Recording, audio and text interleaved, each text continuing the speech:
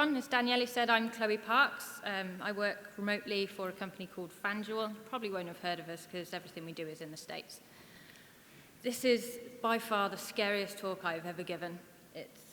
I'm going to be very honest, and I will probably go as red as a beetroot, and I might want to hide behind the stage, so if I feel like that, just bear with me. I'll come back to reality. And if anyone else needs a break and to disappear, I won't judge you because I couldn't write this talk all in one go. I had to have plenty of breaks.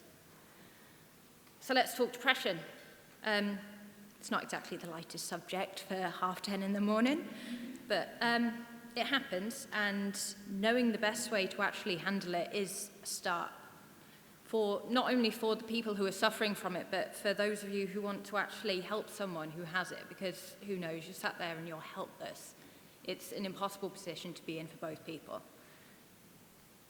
So, to add on to the honesty, I suffer from depression, and I have done on and off for a very long time, and that's okay.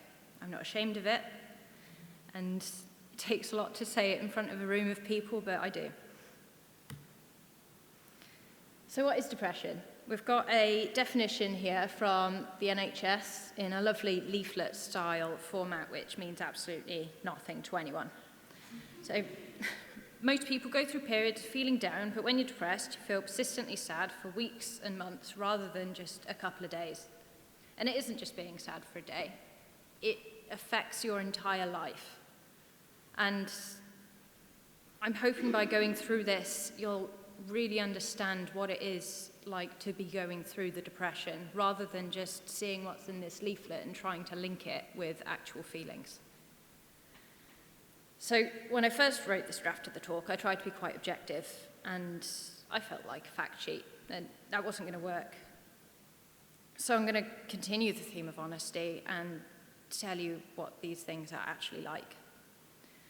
And it does affect everyone differently, so this is just an insight of how it affects me and the research that I've done to find out how it affects other people.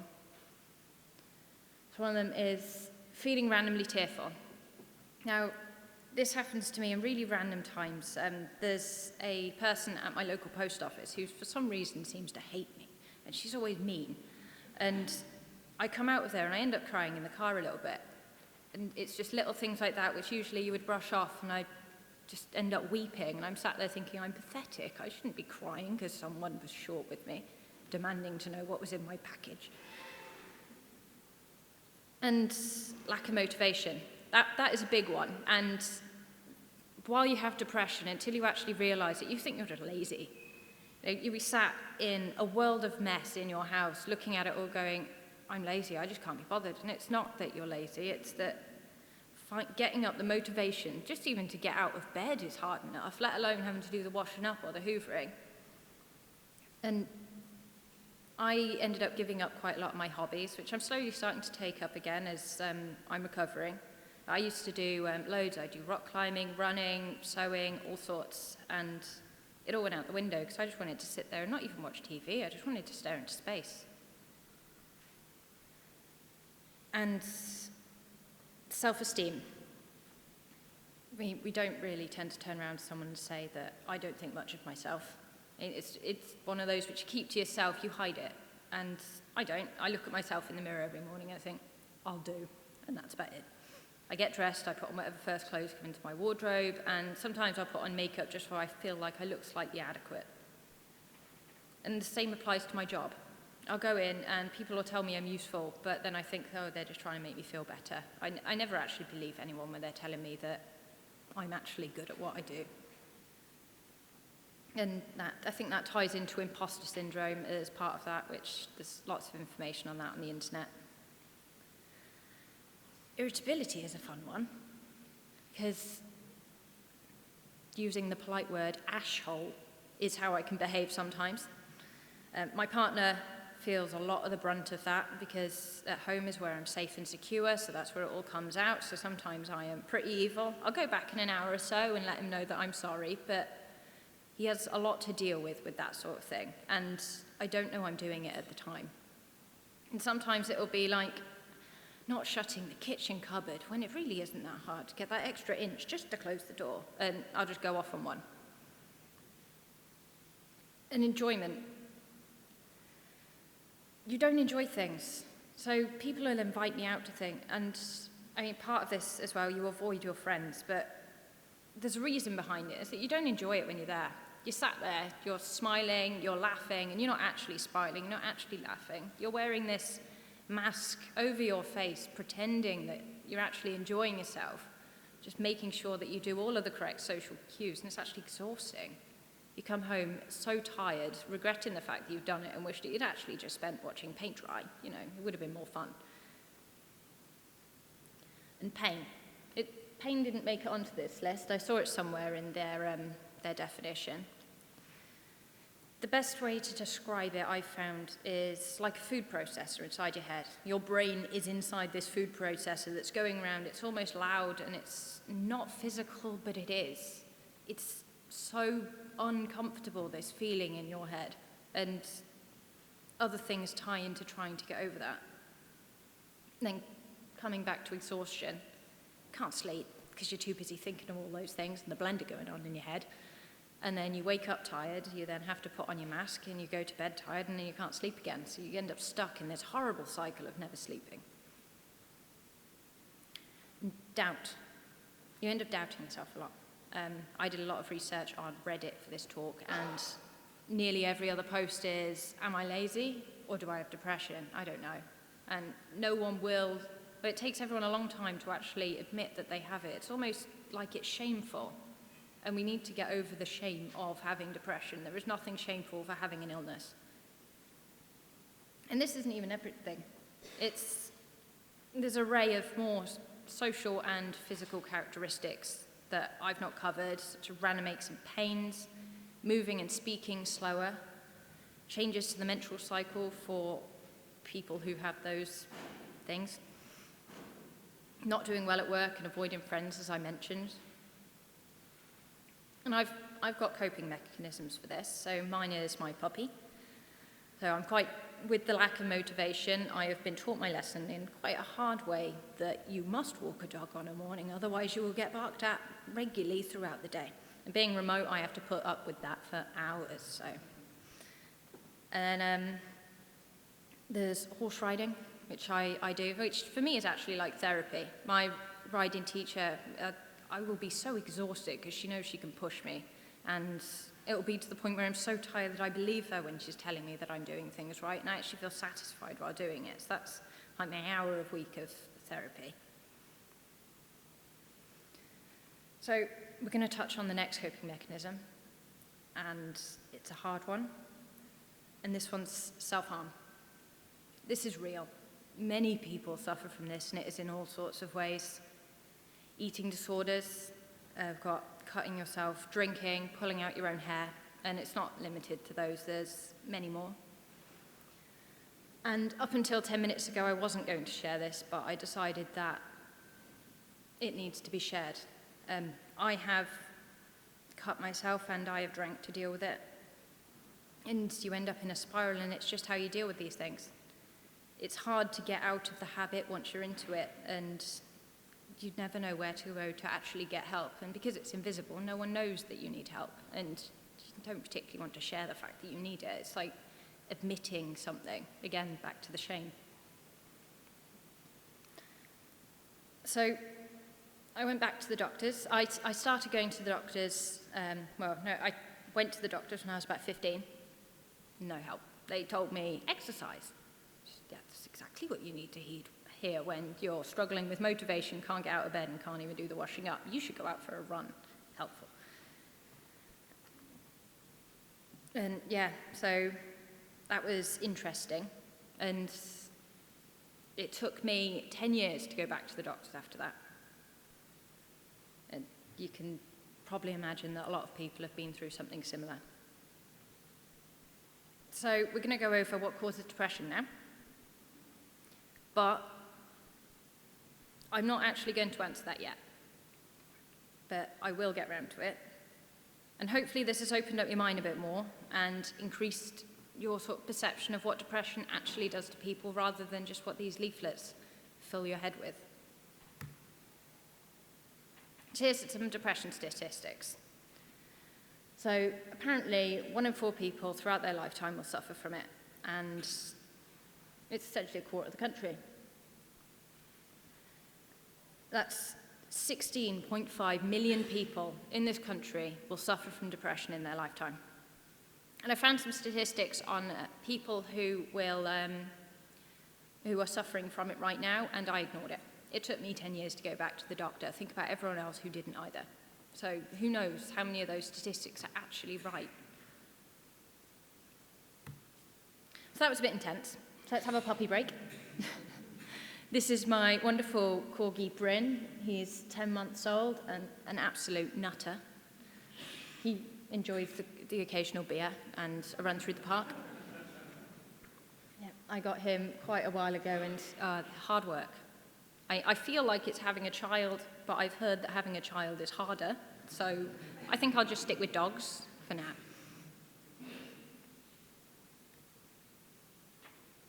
So we need to change how we think about depression. It's an invisible illness, and you don't actually know if someone has it without them mentioning it. It's not like falling over, breaking your arm, and having a purple glittery cast that everyone can sign. Because if I had broken my arm and spent the night in A&E in agony, I'd call up sick next day into work and not go in, because I'm exhausted, I'd be in pain, and I'd be feeling a bit miserable about it. But on the other hand, I wouldn't call in sick if I'd been sat staring at the wall at night, unable to sleep with this blender going on in my head. You end up doubting whether or not it's a valid reason to call in at work. I'll admit, my company is very good about this, and they will allow you to take mental health days, but you don't always end up doing it even if the facility is there. Just in a way, out of shame, don't admit that you've been sat in that kind of position.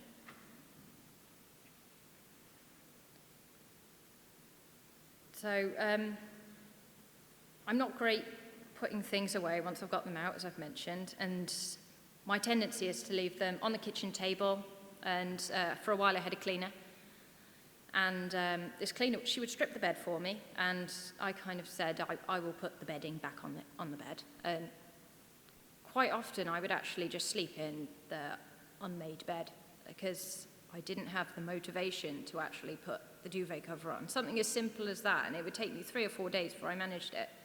And one day I did it the same day she stripped the bed. I was so proud of myself, but I couldn't actually share that with anyone, because it was like sharing the fact that I was able to function as a normal human being rather than as the weird shell I am sometimes. So by not calling in on those sick days, there's this archaic belief that you leave all of your baggage at the door, you go into work and you're the perfect human being, and this is not the case. It all comes with you to work, and it makes it important that we all know how to deal with it. And talking about depression is hard, especially when you're trying not to upset someone, not trying to say the wrong thing, and you don't want to make everything worse. And I can't imagine anyone is ready to actually answer the water cool conversation of, you all right, how was your day? I'm not going to tell you that, I spent 10 minutes staring at my hairbrush before I worked out that I could actually brush my hair. And there's this campaign running online, which we found at work, which is actually amazing. It's called Be Kind Today. And their definition on the website is, you don't need to know why others need your compassion and empathy for their mental health. You just need to know that they would appreciate it.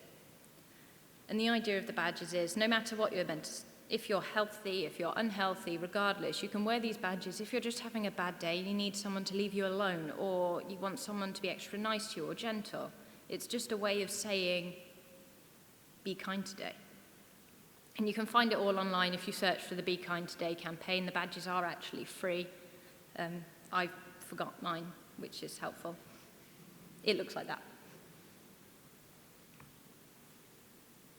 So during my Reddit research, I found this. Now, if any of you have ever heard, you should go out more and make more friends, put your hand up. Yeah, it's helpful, isn't it? It really does. As it says, wow, thanks, I'm cured now. So it did need calling out on its own slide. This one's so common, and we like to help each other with advice. As humans, we're helpful. You see things all over this subreddit, and it's brilliant. And so don't be depressed, go out, make new friends and talk to people. Wow, thanks, I'm cured now. And you see the ones, be happy, that helped everything, it's all sorted. So if I'd been given £1 every time I'd had this sort of thing, I could sponsor the conference, I'd be fine. So I'd like to invite my special volunteer up to the stage. This is John. I have no idea what's to be expected of me. That's the fun part. So hi John, how you doing? I'm good, thanks. So for this we are going to envisage John as having paralysis, and this is his wheelchair without wheels, so he's not going far, we're good. So John, haven't you tried just walking? Did you try that? I mean, have you ever heard of Skechers? Yeah, they're these funky shoes, and I bet if you try them on, you'll be walking in a week. Go on. And then I saw this post on YouTube where, if you go like this, you can walk in a couple of days. You'll be sorted. Right, thank you. Oh, one last one, sorry. You're just doing this for attention. Okay, thank you, John. That was evil.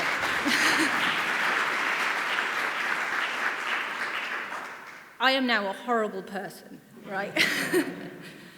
But then I'm not a spinal surgeon, so if he actually was in a wheelchair, what right do I have to give him any advice on any of that?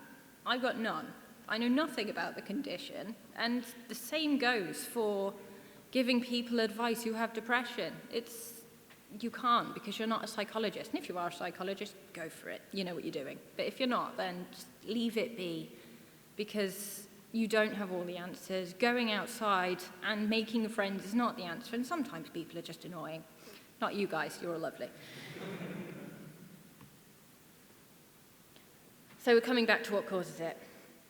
So, to be blunt, none of your business. In terms of talking about it, I hate this question, because sometimes you don't actually know the answer yourself. I mean, if you do, fine, still none of your business, but generally you don't actually know the answer. And if you ask this question on the offhand of making the mistake of asking this question, if they say go away, that's quite strong. Someone being quite strong to say go away, but otherwise you're probably going to get something quite rubbishy of, oh yeah, I lost a shoelace. But if you get the answer, don't be afraid to admit that you don't know what they're going through, because 9 times out of 10, you don't. And this is where I understand as an answer should actually be thought of quite carefully, because do you understand? You have to really consider whether or not you understand, or do you just have sympathy for them?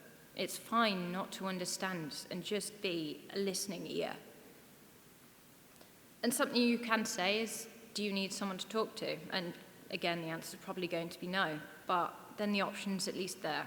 If you regularly remind someone that you're there to talk to them, they may eventually come and speak to you. So something we're going to go with is it's okay not to be okay. And I hope I've demonstrated the fact that it is okay not to be okay, and you want to share this with people. If someone has depression, you don't want to say, I want to be your friend when you're better. You want to say, I hope you get better, but I like you exactly the way you are, and it doesn't matter if you get better, I'm going to be here for you regardless. So we need to remove the implication of I hope you get better, and include the part that you're just going to be their friend regardless. And I'm tacking this on at the end because someone might need the help.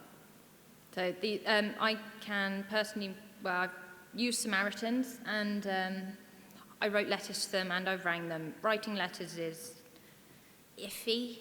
They're not allowed to offer advice. They're only allowed to offer some form of comfort. So the letters don't come across very well. But on the phone, they do talk you down, and they are well trained, and it's all confidential. It's brilliant. I've never communicated with Mind myself, but I've heard good things about them as well. And I'm not taking questions, not during the talk. If If you want to talk about any of it, I will be around, probably panicking outside with a cigarette after this, but I will be around and I'm quite happy to take them privately. I'm just not ready to talk about any more of this on the stage. But thank you.